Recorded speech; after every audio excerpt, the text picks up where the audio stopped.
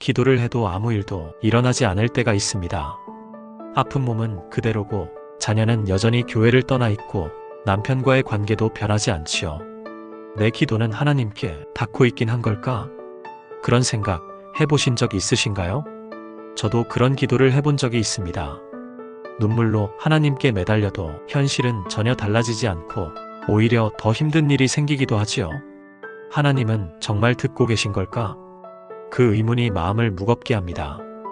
기도를 쉬지 말라고 하셨는데 이럴 거면 왜 기도하라고 하셨을까요? 혹시 지금도 병상에서 믿음 없는 자녀를 위해 외로운 하루를 견디며 기도하고 계신 분이 계신가요? 오늘 이 영상을 끝까지 보시면 기도의 응답을 받고 하나님의 뜻을 깊게 이해할 수 있게 됩니다.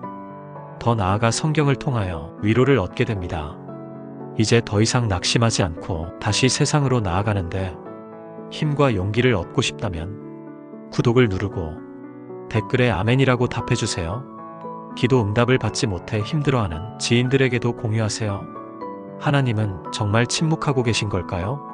아니면 우리가 보지 못한 방식으로 이미 일하고 계신 걸까요? 기도해도 아무 일도 일어나지 않을 때 성경은 뭐라고 할까요? 이런 상황에 대해 성경에 나오는 인물들은 어떠했는지 함께 살펴보려 합니다. 1. 하박국. 먼저 선지자 하박국을 떠올려 봅니다. 하박국이 살던 시대는 지금 우리가 겪는 현실과도 참 많이 닮아 있습니다. 의인은 점점 위축되고 악한 자들이 더 큰 소리를 내며 정의는 사라지고 불의가 이긴 듯 보이던 때였습니다. 하박국은 그 모든 혼란을 가슴에 안고 하나님 앞에 기도합니다.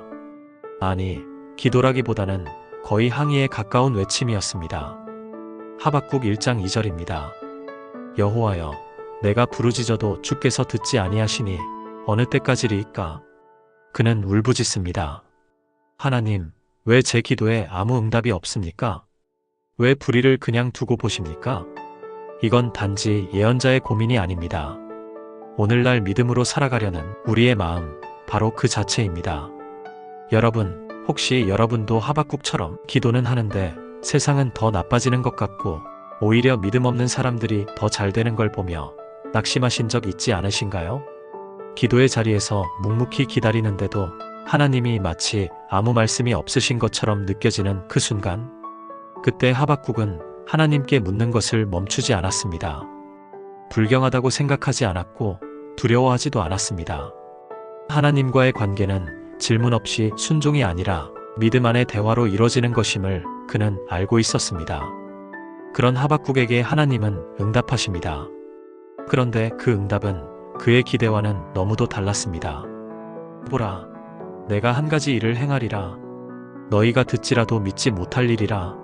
하나님은 더 악한 민족인 바벨론을 들어 이스라엘을 심판하시겠다고 하셨습니다. 하박국은 이해할 수 없었습니다. 유다도 죄인이지만 바벨론은 더 악한데 왜 그런 자들을 들어 쓰시나요? 그의 질문은 다시 이어집니다. 하박국은 혼란스럽지만 그 혼란 속에서도 하나님 앞에서 물러서지 않습니다. 하박국 2장 1절, 그는 이렇게 다짐합니다. 내가 내 파수하는 곳에 서며 망대에 서리라. 이건 단순한 감시가 아니라 믿음으로 기다리겠다는 신앙의 결단이었습니다. 눈앞에 보이는 현실이 전부가 아님을 알기에 그는 하나님의 뜻을 듣기까지 물러서지 않겠다고 선언한 것입니다.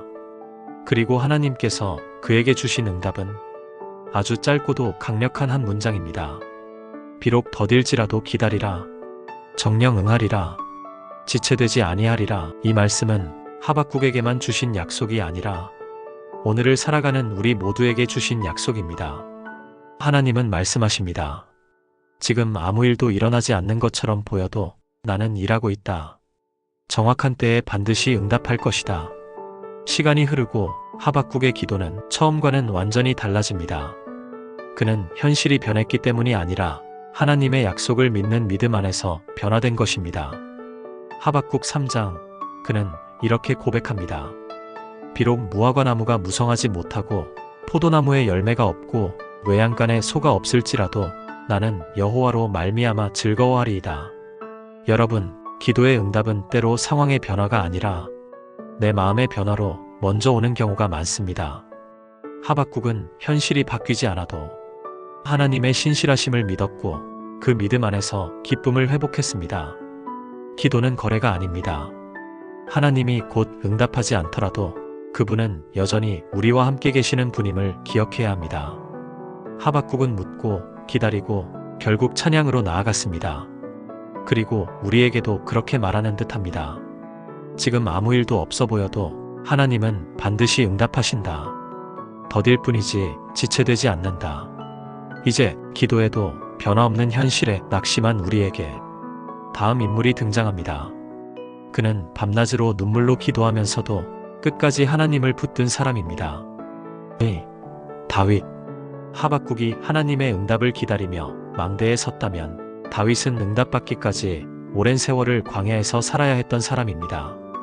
다윗의 기도는 시편 전체에 흐르고 있습니다. 그의 기도는 단순한 종교적 표현이 아니라 삶의 고통과 외로움, 두려움과 희망이 뒤섞인 인간의 진짜 고백이었습니다. 다윗은 어린 시절 기름 부음을 받고 왕이 될 것이라는 약속을 받았습니다. 하지만 그 순간 이후 그의 삶은 왕궁으로 향한 것이 아니라 광야로, 도망자의 길로, 눈물의 골짜기로 향했습니다. 그는 사울에게 쫓기고 자신을 따르던 사람들에게 오해받고 심지어 미친 사람인 척 연기하면서 적국 블레셋의 땅에 몸을 숨겨야 했던 시절도 있었습니다. 그 가운데에서 다윗은 기도합니다. 하나님이여, 나의 부르짖음을 들으시고 내 기도에 귀를 기울이소서. 기도의 언어는 거룩했지만 현실은 너무도 피폐하고 초라했습니다. 하나님께 약속은 받았지만 그 약속이 현실이 되기까지는 너무도 멀어 보였던 시절. 우리는 그런 다윗을 통해 응답되지 않은 약속을 어떻게 붙들고 살아갈 것인가라는 질문에 대한 힌트를 얻게 됩니다. 시편 13편을 보면 다윗은 이렇게 외칩니다. 여호와여, 어느 때까지니이까? 나를 영원히 잊으시나이까? 어느 때까지 얼굴을 내게서 숨기시겠나이까? 다윗도 우리가 그렇듯 하나님의 침묵 앞에 무너지고 낙심하고 흔들렸습니다. 그는 믿음이 강해서 그런 마음이 없었던 것이 아니라 믿음이 있었기에 정직하게 자신의 상태를 하나님께 아뢰 수 있었던 것입니다. 그런데 놀라운 변화가 시편 마지막 구절에 등장합니다. 나는 주의 사랑을 의지하였사오니 내 마음은 주의 구원을 기뻐하리이다. 불평과 탄식으로 시작한 기도가 믿음과 찬양으로 끝나는 것. 이것이 바로 다윗 기도의 특징입니다. 다윗의 기도는 문제 해결을 향한 요구가 아니라 하나님과의 관계 회복과 신뢰의 고백으로 발전해 갑니다. 그는 하나님의 응답을 강요하지 않았습니다. 오히려 그는 그 응답의 때를 기다리는 훈련을 받은 사람이었습니다. 기도는 그에게 있어 상황을 바꾸는 수단이 아니라 하나님과 계속 연결되어 있다는 것을 확인하는 생명의 통로였습니다. 한 예로 그는 사울을 2번이나 죽일 수 있는 기회를 가졌습니다. 그러나 그는 이렇게 말합니다. 여호와께서 기름 부으신 자를 내가 손대는 것을 여호와께서 금하시는 것이니라. 기도로 하나님께 맡겼던 다윗은 사람의 방법으로 문제를 해결하려 하지 않았습니다. 그런 다윗이 진짜 무너졌던 순간은 오히려 왕이 된 이후였습니다. 그는 밧세바와의 사건으로 인해 하나님의 징계를 받게 되고 그 죄의 결과로 태어난 아이가 병에 걸립니다. 다윗은 밤낮으로 금식하며 하나님께 엎드립니다. 살려달라고, 자비를 베풀어 달라고 기도합니다. 그러나 아이는 죽습니다. 그 순간 다윗은 더 이상 울지 않습니다. 오히려 그는 몸을 씻고 음식을 먹고 성전에 나아가 하나님을 경배합니다. 왜 그랬을까요? 그는 하나님의 뜻이 자신과 달라도 하나님은 선하시며 하나님은 여전히 나의 하나님이라는 믿음을 잃지 않았기 때문입니다. 다윗의 기도는 모든 기도가 원하는 방식대로 응답되지는 않지만 모든 기도는 하나님께 닿는다는 믿음에서 출발했습니다. 그리고 그 믿음이 다윗을 기도의 사람으로 세우고 하나님의 마음에 합한 사람으로 만들었던 것입니다. 사랑하는 여러분, 혹시 지금 기도는 하고 있지만 변화되지 않는 현실 앞에 지치고 계신가요? 다윗처럼 하나님께 솔직하게 아뢰되 그분의 때와 방법을 신뢰하는 믿음을 놓지 마시기 바랍니다. 기도의 응답은 때로 변화된 상황보다 더 깊어진 믿음으로 먼저 찾아옵니다. 지금까지 우리는 하박국의 간절한 질문과 기다림, 다윗의 눈물 어린 기도와 깊은 신뢰를 살펴보았습니다. 하지만 어떤 기도는 정말로 너무 늦은 것처럼 느껴질 때가 있습니다. 이미 상황은 끝나버렸고 이제는 기도해도 소용없다고 느껴지는 그 순간, 바로 그런 상황을 경험한 인물이 있습니다. 3. 마르다와 마리아 그리고 나사로. 요한복음 11장은 예수님과 이 세 남매 사이의 친밀한 관계로 시작됩니다. 성경은 말합니다. 예수께서 사랑하시던 자. 이 말은 단순한 호혜 이상의 친분을 나타냅니다. 예수님은 이 가족을 정말 깊이 사랑하셨습니다. 그런데 나사로가 병들자 마르다와 마리아는 급히 사람을 예수님께 보냅니다. 주여, 보시옵소서, 주께서 사랑하시는 자가 병들었나이다. 이건 단순한 병의 알림이 아니라 어서 오셔서 고쳐주십시오라는 절박한 기도였습니다. 하지만 예수님은 바로 가지 않으십니다. 오히려 이틀을 더 머무시고 나사로가 죽은 뒤에야 유대로 향하십니다. 이 부분은 우리에게 기도의 지연이 얼마나 고통스러운지를 잘 보여줍니다. 기도는 했는데 응답은 오지 않고 오히려 상황은 더 나빠지고 결국 돌이킬 수 없는 지점까지 가버린 상태. 마르다와 마리아는 기도 응답을 기다리다 사랑하는 이를 잃는 아픔을 겪게 됩니다. 예수님이 도착하셨을 때는 이미 나사로가 죽은 지 나흘이 지난 시점이었습니다. 마르다는 예수님께 이렇게 말합니다. 주께서 여기 계셨더라면 내 오라비가 죽지 아니하였겠나이다.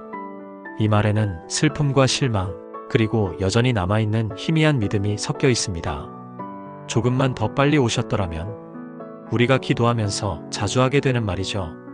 예수님은 그런 마르다에게 이렇게 말씀하십니다.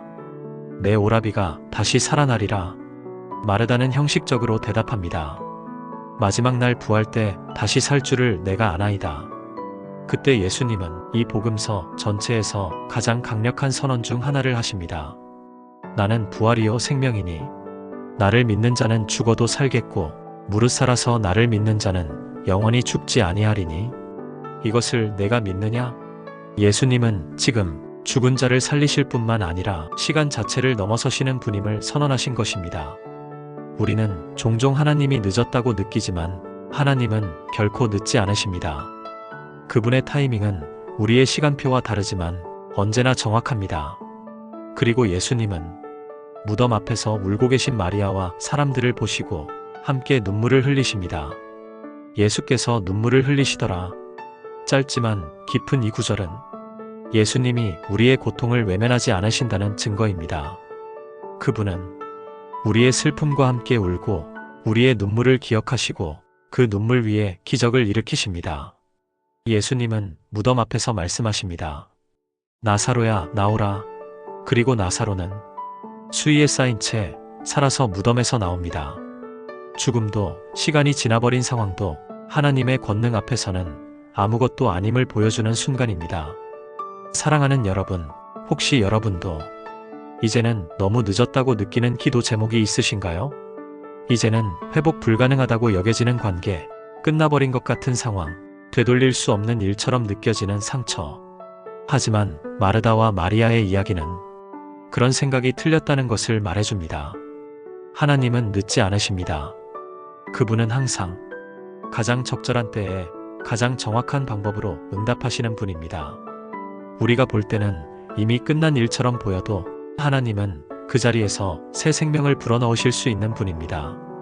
이제 우리는 하박국처럼 기다릴 수 있고 다윗처럼 신뢰할 수 있으며 마르다처럼 늦은 것 같은 순간에도 소망을 놓지 않을 수 있습니다. 왜냐하면 하나님의 응답은 결코 지체되지 않기 때문입니다. 성경은 이렇게 말합니다. 구하라, 찾으라, 두드리라. 기도는 하나님이 우리와 함께 하신다는 은혜의 끈입니다. 지금 아무 일도 일어나지 않는 것 같아도 하나님은 일하고 계십니다. 우리가 보지 못할 뿐입니다. 혹시 지금 눈물로 기도하고 계시다면 하나님은 그 눈물을 하나도 놓치지 않으십니다. 기도는 응답의 도구일 뿐 아니라 하나님과의 관계를 지키는 축복의 끈입니다. 히브리서 11장 1절 말씀처럼 믿음은 바라는 것들의 실상이요 보지 못하는 것들의 증거니 지금 이 순간 그 믿음으로 다시 하나님 앞에 나아가시길 축복합니다. 이 영상이 위로가 되셨다면 좋아요보다 더 소중한 건 여러분의 아멘 댓글입니다. 우리는 믿습니다. 말씀이 답입니다.